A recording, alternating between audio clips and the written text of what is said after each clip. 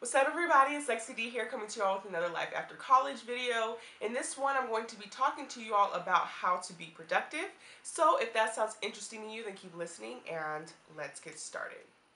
So I have 5 tips that I want to give you all. The first one is to know what it is that makes you feel productive. When you're in college, when you're still in school, you're given a kind of timeline of the classes that you need to take. When you're in class, you're given a syllabus which tells you the assignments that you have to do, the projects that you have to do, and as you're going along in class, you're taking those things off and you're feeling productive. Productivity is all about feeling like you're getting shit done. That's how I feel productivity is, at least for me. And so when you graduate college and you don't really have, number one, you probably don't know exactly what it is that you want to do next. And number two, even if you know what it is that you want to do next, you don't know the tasks to lay out to actually get to where you want to go next. And you probably stumble across this feeling of, I feel like I'm wasting my life, I feel like I'm wasting my time, and I'm just seeing the years go by, and I don't have anything to show for it. It's very different than when you're still in school and you know, okay, another year has passed by, I've finished up this grade, I've finished up these classes. But when you don't have something like that, when your life is no longer revolving around being a student, there's nothing really that shows you what you've done for that year to be productive. And I definitely suffered from, I had my first anxiety attack, which I talk more about in this video here. But basically on my birthday I had an anxiety attack because I felt like the entire year it was pretty much shit for me, and I felt like I didn't really get anything done that I wanted to do. And this year I actually set out to completely change that. I set 2 big goals for myself, and you know, I've found that it's been 8 months and I feel more productive than ever. And so I would say to you, the first thing is to know what it is that makes you feel productive.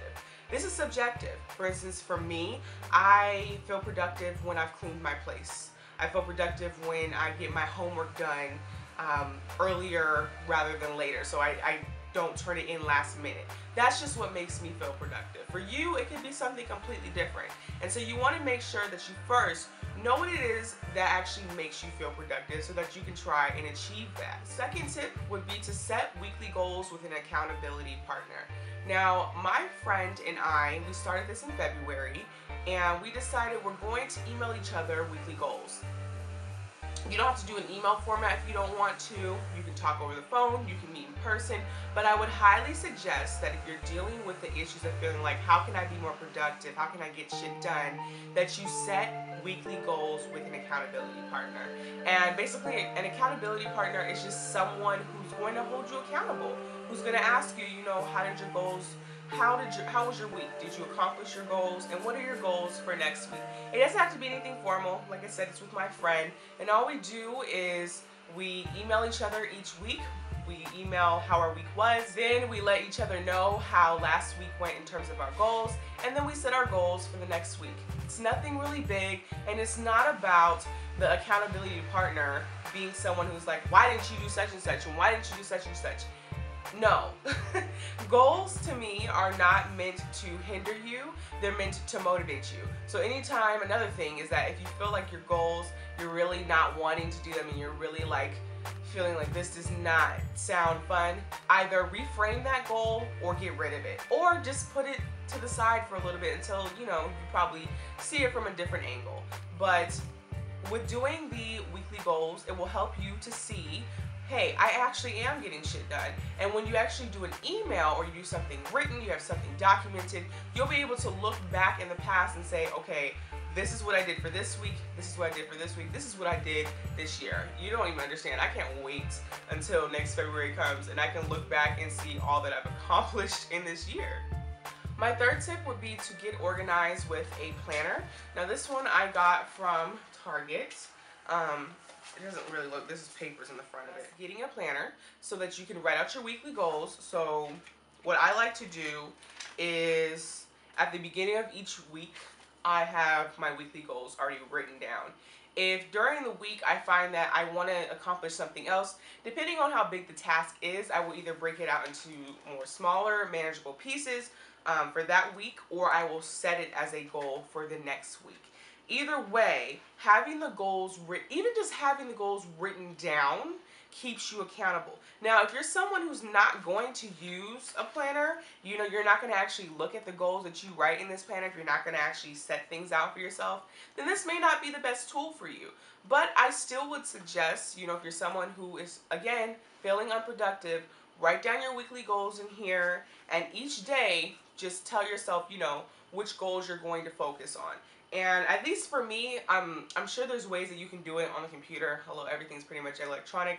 But I just like the aesthetic of having a physical planner. Like, I like physically checking off things. You're not going to be able to see it really. You should be able to, you might be able to see it. But I have check marks. I love checking things off my to-do list. Does that make me feel kind of old? No, I've always been that way though. I remember even in high school when they would give us planners, I loved like writing my homework and checking it off. So, highly suggest a planner. My fourth tip is to set challenging but achievable goals.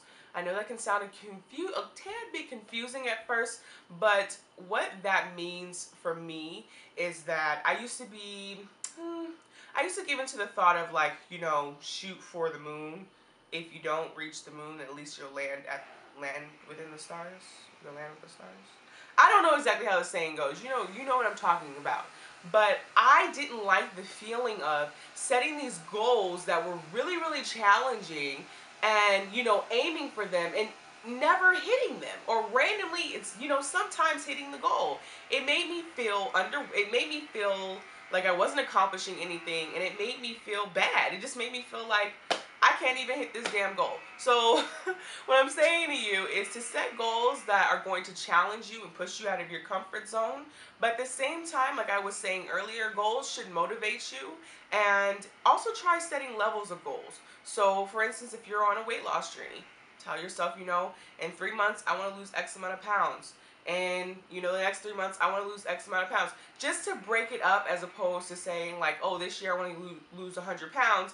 And you don't break it up into smaller, manageable pieces such that you can actually celebrate the little victories along the way.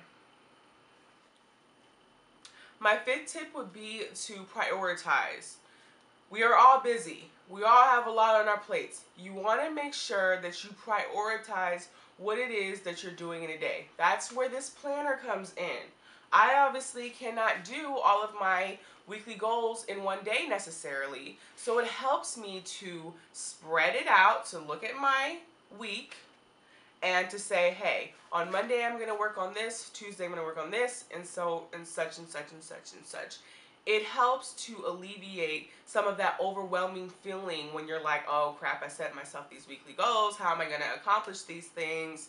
Make sure that you prioritize. It will help you to get shit done, and it will help you to get the important shit done too. I mean, if you're doing stuff that is, or here's another thing. I feel like when you don't prioritize things and give yourself enough time to accomplish those things, then you feel overwhelmed. And what I used to see myself doing in college is I would kind of do half-ass work because I was just trying to get through everything. And so I found that I needed to give myself enough time to accomplish the first task correctly instead of trying to speed through that task. Because what would happen is I would get through one task and I wouldn't get through it fully. I wouldn't comprehend it because I didn't spend the time that I needed to fully understand and to develop whatever it is, a paper, whatever homework assignment it was. And then came finals time and I'm, you know, reviewing all of the work that I had to complete. Well, I'm looking at that half-ass task or half-ass homework that I did, and now here comes finals and I need to know it thoroughly when I could have just learned it thoroughly from the very get-go. So make sure to prioritize and also give yourself enough time to accomplish your goals. I hope this video was helpful for you. If it was, make sure to give it a thumbs up. Also make sure to subscribe because I post new videos every single Tuesday and Friday. Share this video with anyone that you think may find it interesting. Also follow me on all of my social networks. I'm going to leave all the links below. Leave any questions that you have below. And finally, visit my website, lexidarcel.com, for weekly blog posts. And I will talk to you all in my next video. Bye!